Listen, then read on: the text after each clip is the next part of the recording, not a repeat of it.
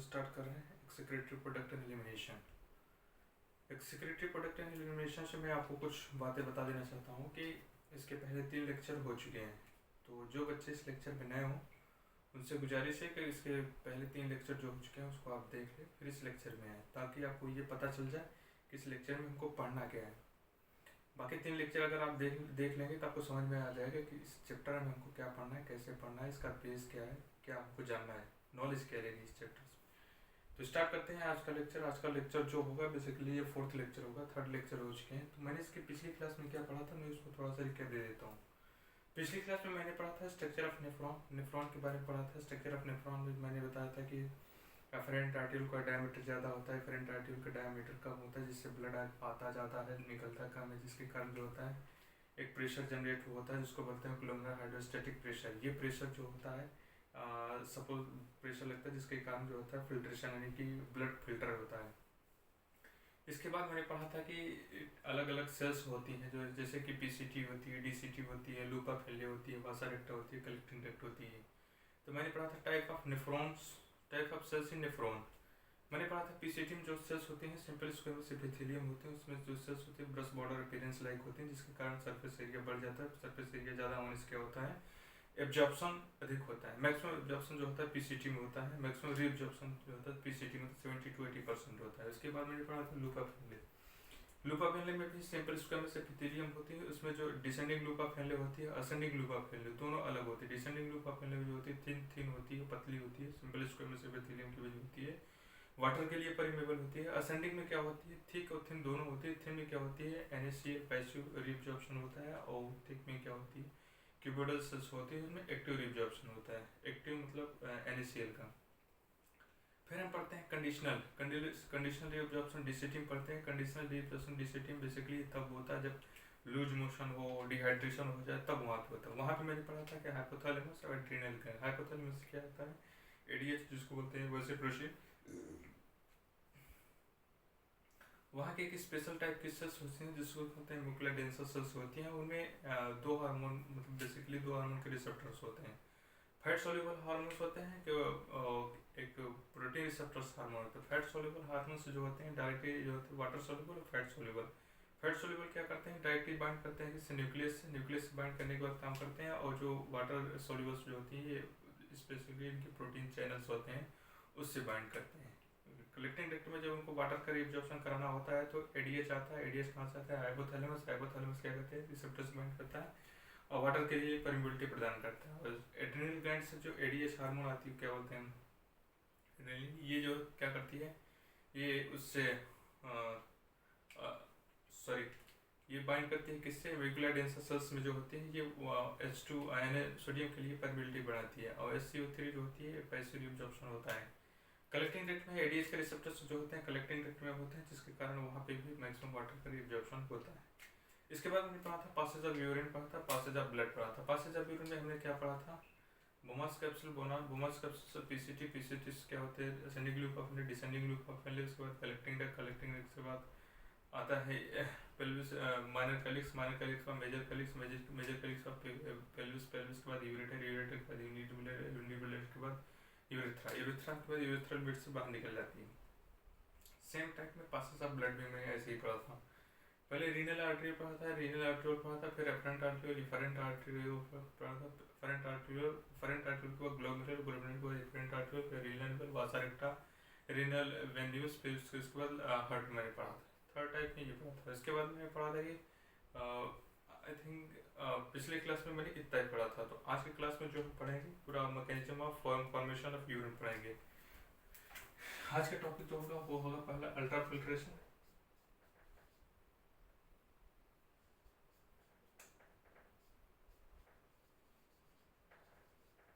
दूसरा होगा रिअब्जॉर्प्शन, तीसरा होगा सिक्रेशन। तो स्टार्ट करते हैं आज का टॉपिक है अल्ट्रा फिल्ट्रेशन।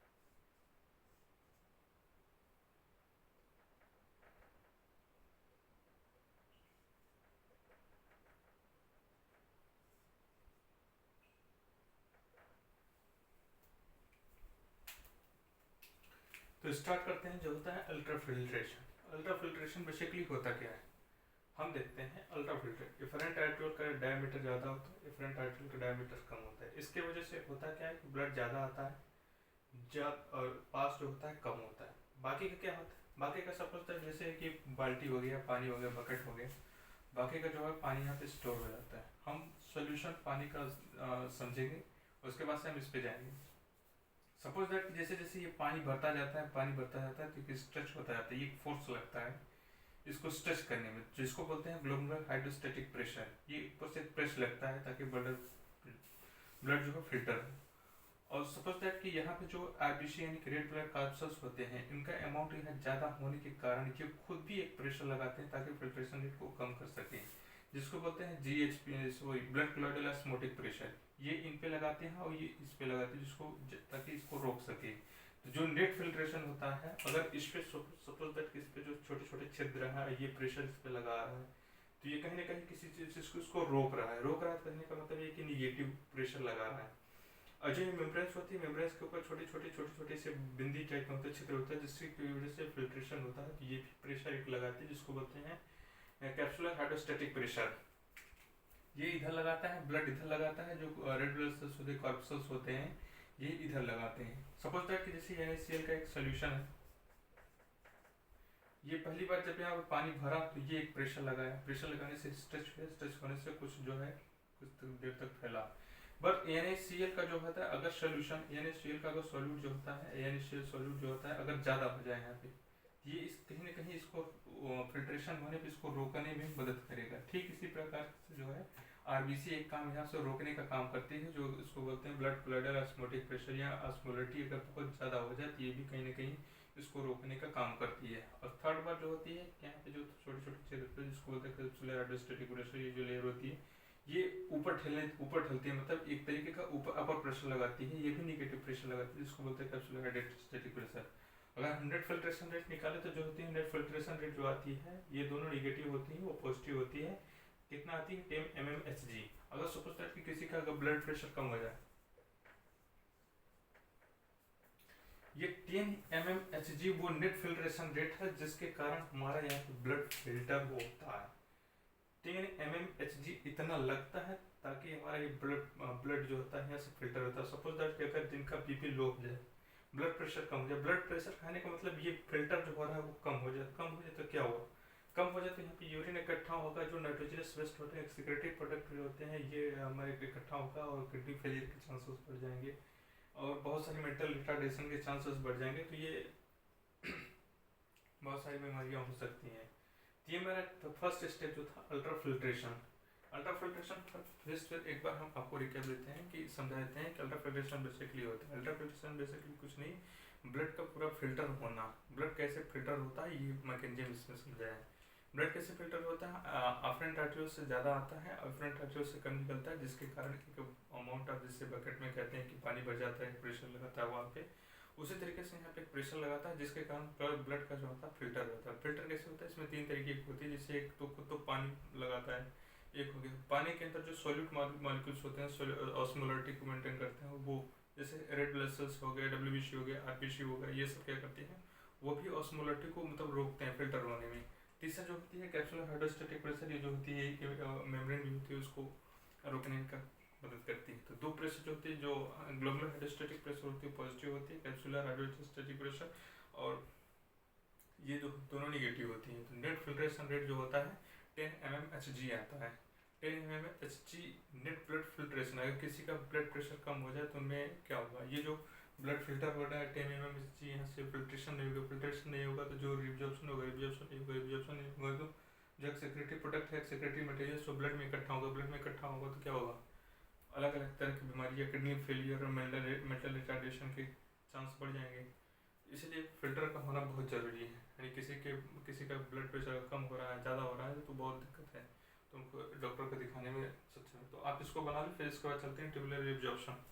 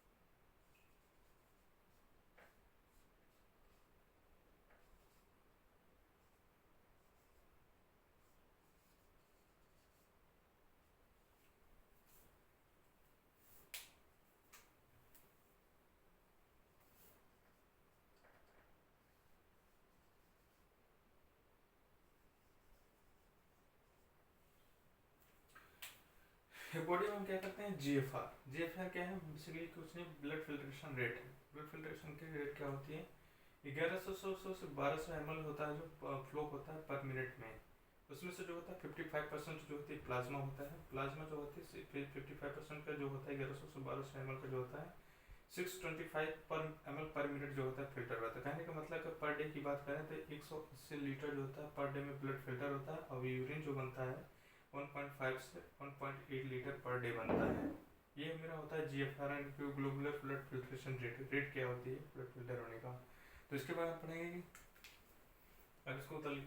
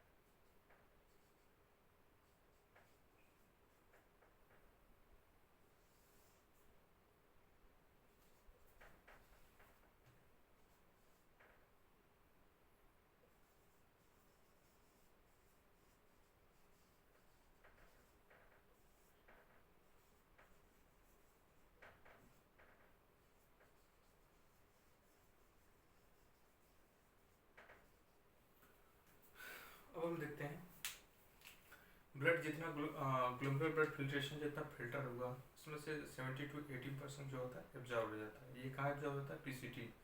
कहने का मतलब जितना फिल्टर होता है 70 to 80% मैक्सिमम 99% एब्जॉर्ब हो जाता है, जो कि वेस्ट मटेरियल होता है जो कि सीक्रेट किया जाता है। तो हम देखते हैं कि ट्यूबुलर जो रिब्जॉर्प्शन होता है, रिब्जॉर्प्शन 70 to 80% जो मैक्सिमम कहाँ कहाँ होता है, वो चीज़ जो फर्स्ट पार्ट है जो उसके नीचे आती है जिसको बोलते हैं ट्यूबुलर रिब्जॉर्प्शन का पीसीटी। पीसीटी बेसिकली क्या होती है, पीसीटी ब्रश बॉर्डर सेल्स होते हैं।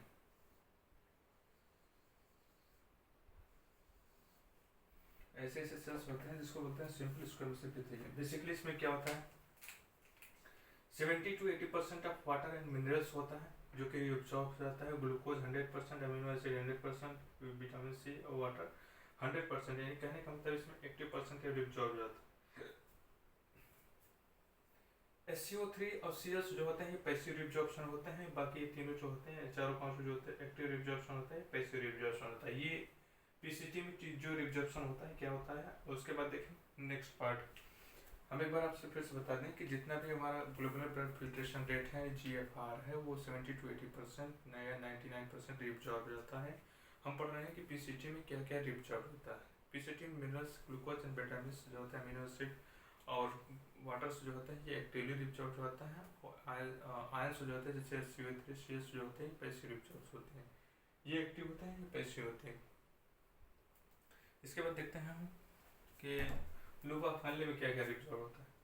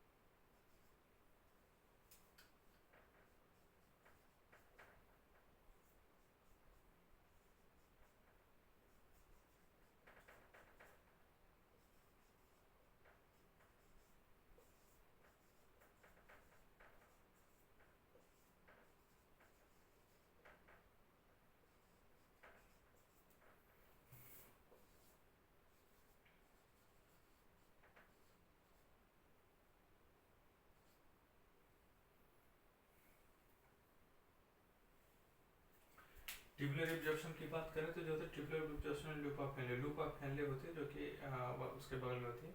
Descending loop of Henle water permeable होता है, पैसिव एब्जॉर्प्शन होता है। और असेंडिंग लूप ऑफ हेनले में थिक सेल्स होती है, थिन सेल्स जो होती है पैसिव होती है और थिक सेल्स होती है एक्टिव होती हैं। ये tubular absorption of loop of Henle. उसके बाद करते हैं tubular absorption of DCT.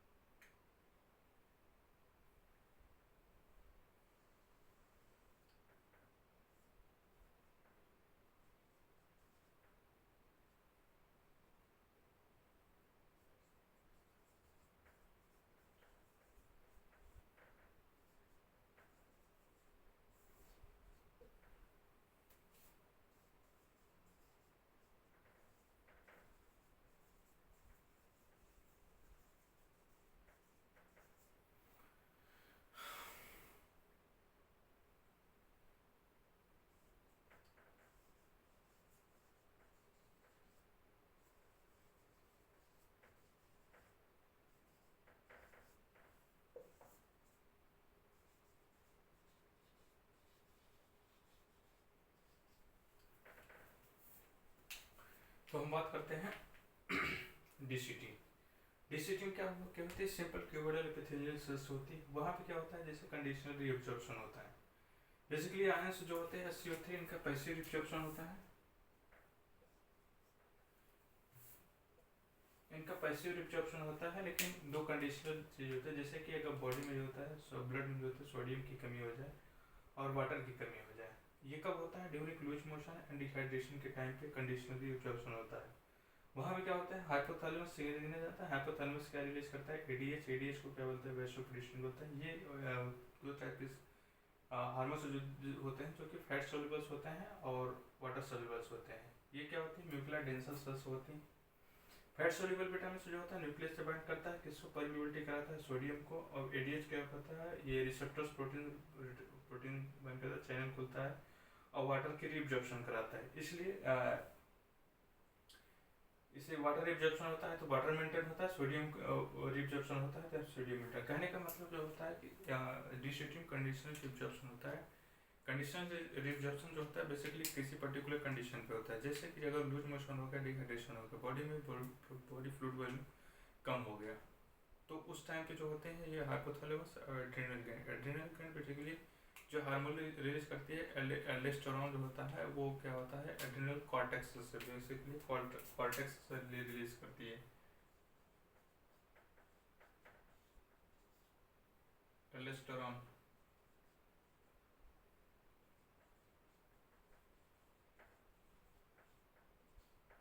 Aldosterone जो होता है ये सोडियम सोडियम को जो होता है परमिबिलिटी प्रोवाइड करता है ताकि जो होता है सोडियम अच्छे से रिब्जॉर्ब हो जाए। एडीएच जो होता है किसके प्रोबेबिलिटी प्रोवाइड करता है वाटर की। वाटर और सोडियम बैलेंस होते हैं और तो ये अपना कंप्लीट हो जाता है।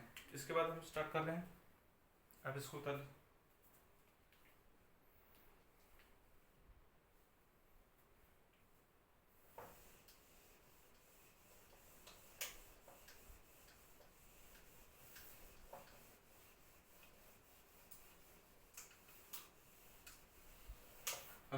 अभी तक बात चल रही थी कि रिब्जॉर्प्शन। अब हम बात करेंगे सिक्रीशन कि अलग अलग जो चीज़ सिक्रेट कर रही है वो जो रिब्जॉर्ब कर रही है सिक्रेट भी तो कुछ कर रही है।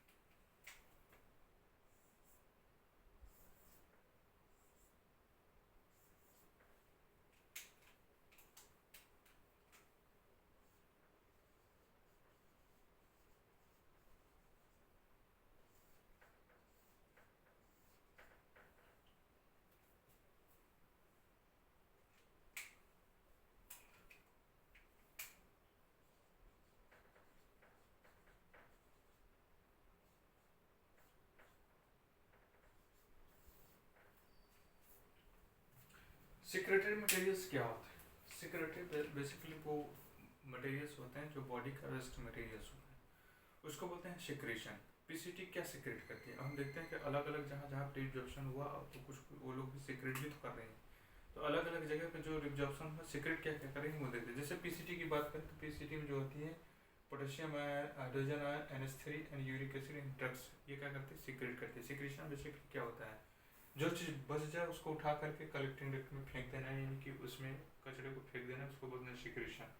सेम चीज़ जो होती है डीसीटी में होती है। डीसीटी में क्या होती है पोटेशियम आयन होता है, हाइड्रोजन आयन होता है, NH3 लूप बेनिशियल होता है और इसमें लूप हम ये कलेक्टिंग डक्ट की बात कर रहे हैं। कलेक्टिंग डक्ट में होता है। अब देखते हैं ionic balance.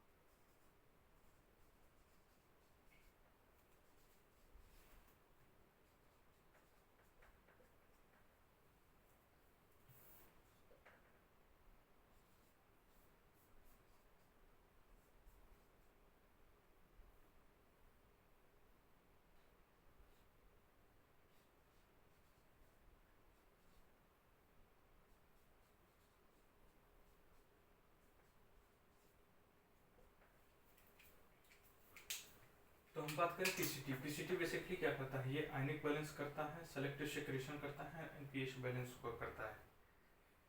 Loop of Henle की बात करें, maintenance of osmolarity in medulla in interstitial medium में।